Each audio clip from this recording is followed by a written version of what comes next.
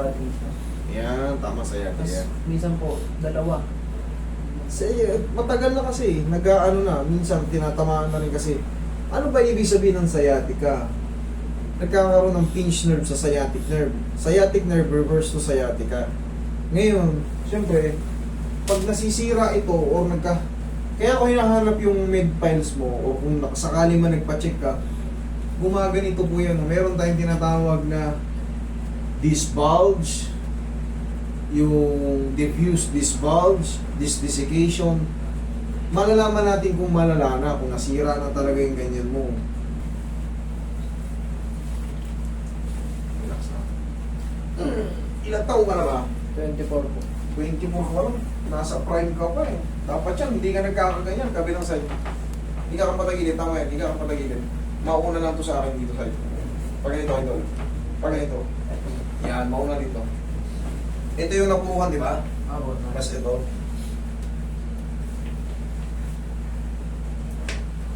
Isang taon, consistent. Relax lang. Kabilang side.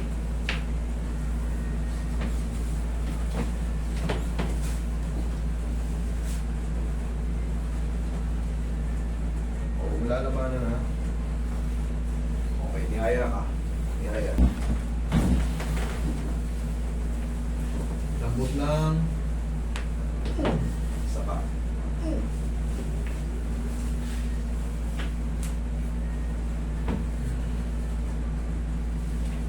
O, tapa ka, idol.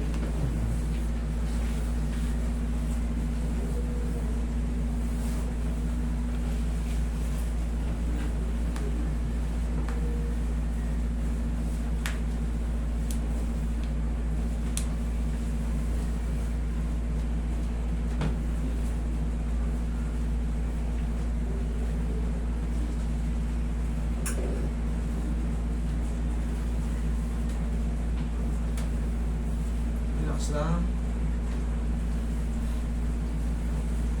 Sige, okay, massage mo ulit yan. Hindi talaga nawawala. Parang may pumipigil or parang masakit siya. Ngayon, ang diskarte kasi sa pagtayo, hindi yung kagad tatayo kang ganyan. Tatagilid ka muna. Okay? Yun ang tamang pagtayo. Pag masakit ng balakang nyo, tagilid ka. Tagilid ka. Tingnan mo kung masasaktan yung balakang mo, ha? Sige, tukod mo yan, baba mo yung paa mo. Tukod mo yung siko mo. O, sige, baba mo yung paa mo. O, nasaktan yung balakang mo. Ayun po, ano. Wala? O, di wala. Ganun ang tamang pagtayo. Dito tayo kukuha kasi nga weak yung balakang natin eh. Pag pinipilit natin tumayo, unahin yung balakang, para tayong matanda. Eh, ang bata mo pa, prime pa to siya, 24 years old. May sciatica na isang taon.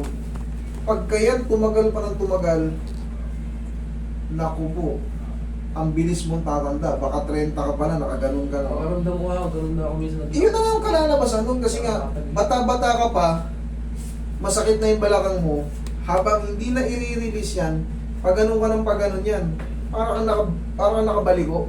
Kasi kinokontrol mo, ayaw mong maganon eh. Kasi may masakit. Ang ginagawa mo, sinasanay mo yung katawan mo na para makasingaw, hindi siya maipit. Kasi pag pinilit mo ganun yun, pagtatayo, o ngayon humiga ka, wag mo itukod yung ano mo. Sige, higa ka.